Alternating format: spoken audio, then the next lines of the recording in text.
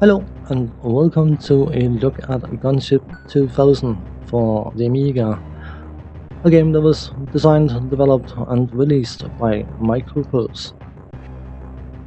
I should mention that I am covering the AGA version of this game, and that is mainly for two distinct reasons.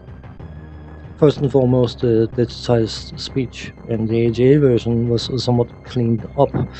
It sounds a bit coarse on the original version.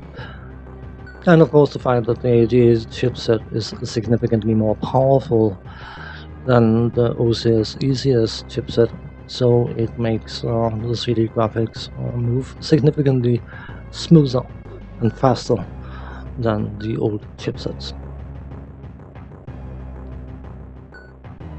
Gunship was released by Microprose in 1986, and I think much to not everyone's surprise, but a lot of people's surprise, it was received incredibly well, not just by enthusiasts of simulators, but also a lot of players that didn't necessarily delve into simulators by and large.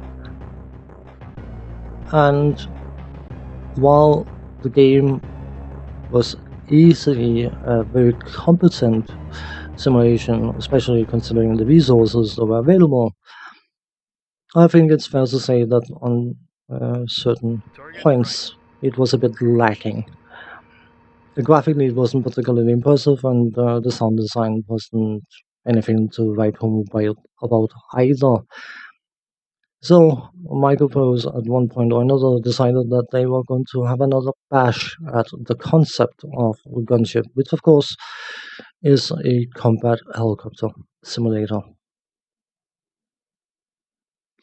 Now, they could have done what an awful lot of developers did when they made the so-called sequels. Just polishing up the original material and re-release it and say, oh, that's a sequel. But Microprose, thankfully, being the perfectionists that they were, the company doesn't exist anymore, sadly, they took the base idea and added quite a few extras on top of it.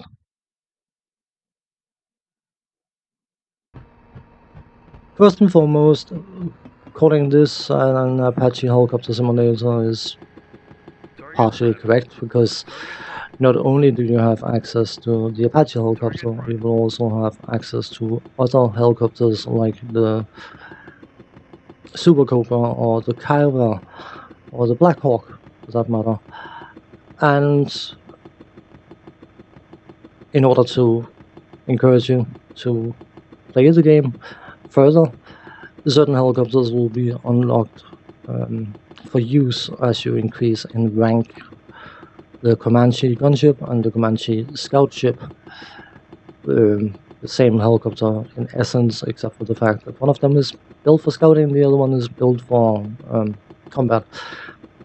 They will be unlocked once you reach the rank of First Lieutenant, and once you reach the rank of Captain, you will gain access to the Longbow Apache. The Longbow Apache is significantly more than just a basic Apache with a mast on that allows it to look over ridges. It also gains access to millimeter wave Hellfire missiles, which are incredibly powerful, and yeah, I'll get back to that in a bit.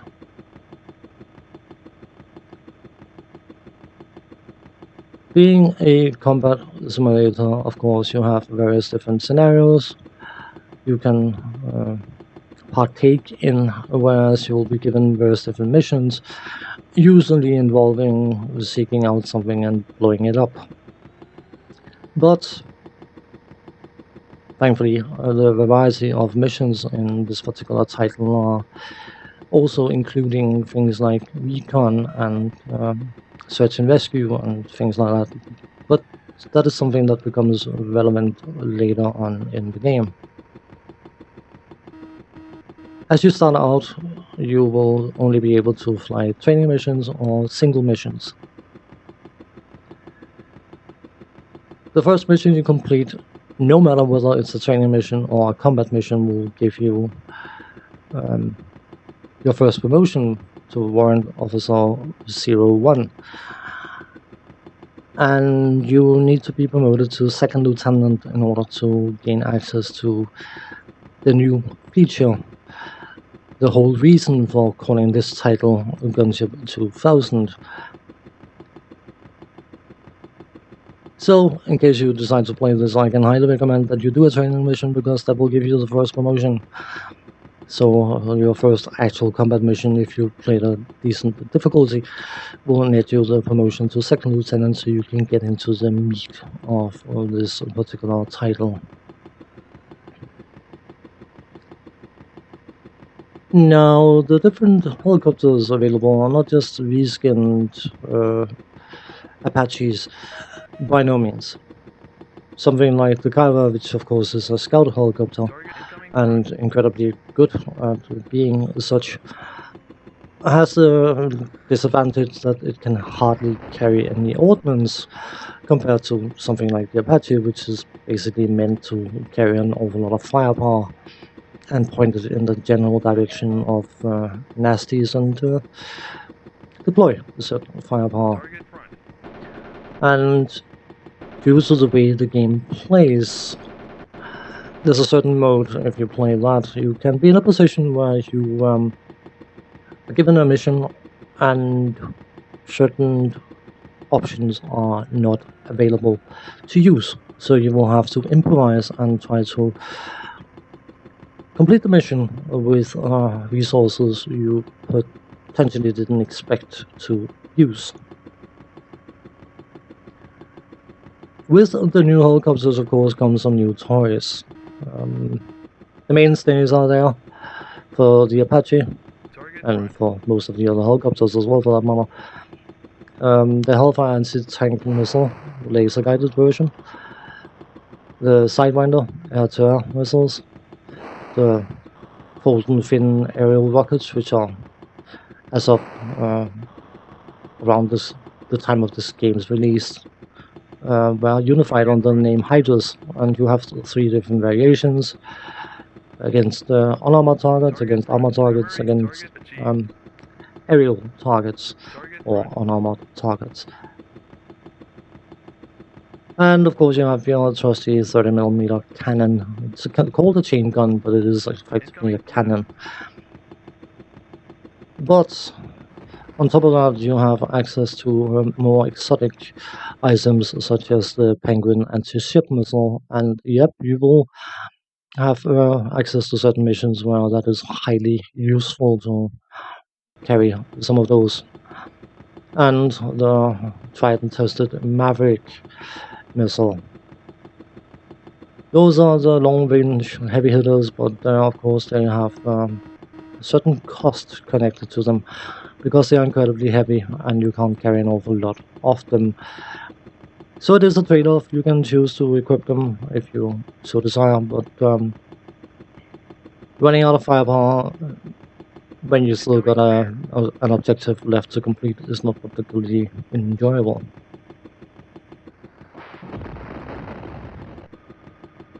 Of other options, you will gain access to the millimeter wave Hellfire missile for the Apache longbow, and it is basically a radar homing version of the Hellfire missile. The normal Hellfire missile is laser guided, which means that you have to point your laser at whatever it's trying to hit. And if you break the laser because you're trying to dodge something being thrown, fired, tossed, whatever, at you, then of course the missile will just fly in a straight line for a certain amount of time and then self-destruct. The millimeter wave, the millimeter wave Hellfire doesn't have that issue, of course, because it's a homing missile, and it also has a range of 8 kilometers, making it incredibly powerful, and gaining access to the longbow and those new Hellfire missiles makes the game significantly easier in certain aspects. Something that was quite noticeable in the original Gunship was the fact that all ranges were contracted a bit. Most engagements you had were at a range of just around 2 kilometers and closer, likely due to technical limitations. And no, I'm not knocking the 8-bit systems. I think the 8-bit systems were great for what they were. It was just a fact of reality. You had to compromise in order to make things work, and it feels natural for that game. It doesn't feel bizarre, because the enemies don't have any longer range than you have, so it breaks even. But of course, in this particular title, which is a fully fledged 3D world, ranges are of a significant importance, and that is something that, depending on what difficulty you play at, is going to come and bite you in the backside. The bog standard laser-guided Hellfire has a range of 6 kilometers, and of course you have to paint the target in order to, I'd say, hit the target. But the surface-to-air missile launchers you will be facing will have a range of 8 kilometers, and again, depending on what difficulty you are playing at, they can be incredibly quick at tracking you and start launching their unpleasantries towards you, meaning that you have to find a way to close the gap to just get within range of the surface-to-air missile launcher, and then sit still in a position where you can paint the target in order to take it out, hopefully before it takes you out. And that is where something like the TOW 2 missile, which is available as well, comes back to bite you, because it has an even shorter range than the Hellfire, and it is likely a missile type you will only use if you have to.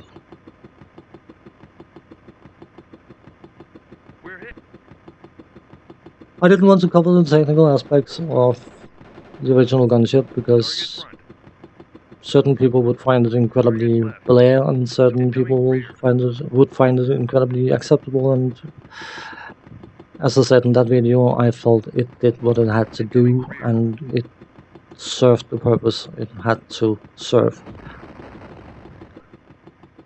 Microprose was a funny bunch of people though, because it felt that the attitude was, well, we have a decent game, it plays well, it's engaging to play.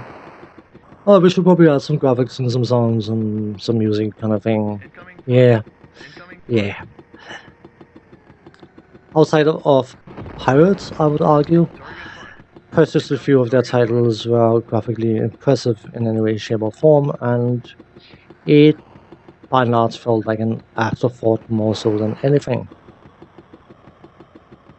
Gunship 2000 belongs to what I would call the second generation of Microprose simulations, where they actually decided that they could probably up the graphical and audio quality quite a bit, while still maintaining the base game they had designed. And whether you like this 3D graphics or not, that is a personal thing. Compared to modern day graphics, it would look incredibly simplistic, but at the time of this game's release, graphics like this would have been top of the range. Piff puff, flip flop, whatever, funky donkey honky, add your own silly words. And due to its very nature, of course, the 3D graphic style, things look a bit janky, but you can easily identify what the different objects are, and if you throw something in the ballpark of 30 megahertz at this game, you can play at the highest graphical settings and accelerate the time by 10, and the graphics will move incredibly smoothly at all times. The sound design got a significant facelift as well. The sound effects are appropriate. The title music or main game music is thematically okay, appropriate kind of thing, I suppose, but I do find the debriefing music to be a bit too almost circus-like in its nature, and I'm not the greatest fan of that particular aspect. The reason this game was called Gunship 2000 is the fact that once you reach the rank of second lieutenant, your commanding officer is going to say that he believes you are leadership material and will give you a flight of helicopters to be in charge of. So you effectively get 4 crews that you can plug into various different helicopters and have them assist you on various different missions. That also unlocks access to different mission types that you can't get by yourself, such as search and rescue, recon, and that kind of stuff. It is entirely up to you how you manage them. You can have one huge flight of 5 helicopters, or you can split them into 2 groups and have one group go for primary objectives and the other group go for secondaries. Or if you don't like that gameplay mechanic, you can completely bypass it. You are not required, forced, or in any way, shape, or form pigeonholed into making use of that flight mechanic. If you just want to fly solo, you can just keep doing that. Beyond flying solo missions, you also have access to a campaign, which is basically a string of completely unrelated missions that you have to complete until the campaign is won or lost or whatever. And the main thing about the campaign is it adds restrictions, because there will be a shortage of certain munition types and certain helicopters, meaning that you have to sometimes adapt on the spot when you can't get access to neither the Apache nor the Super Cobra and have to do a tank busting mission in Kaiba helicopters. Which can be interesting, can also be incredibly unpleasant. Something that was somewhat unique for most of Microprose's simulations was the fact that they were approachable. Microprose's own attitude towards their own simulations were that they had to be realistic enough to be engaging, but not so realistic that they weren't fun to play, because at the end of the day, it is a game. You're supposed to have some sort of excitement, enjoyment out of playing it. And as they stated, flying a mission, making one tiny little mistake and getting knocked out of the sky is perhaps incredibly realistic, but is it incredibly fun? And people may or may not like that attitude, but I personally find that they managed to strike a good balance between the two.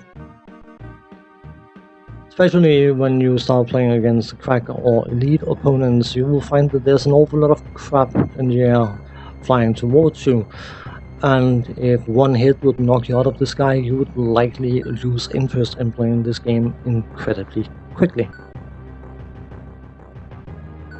Whether you consider this to be a direct sequel to the original Gunship or a spiritual successor to the original game, I think I will state, and a lot of other people have stated that as well, that Gunship 2000 is an incredibly finely crafted and excellent simulation game, well worthy of its predecessor.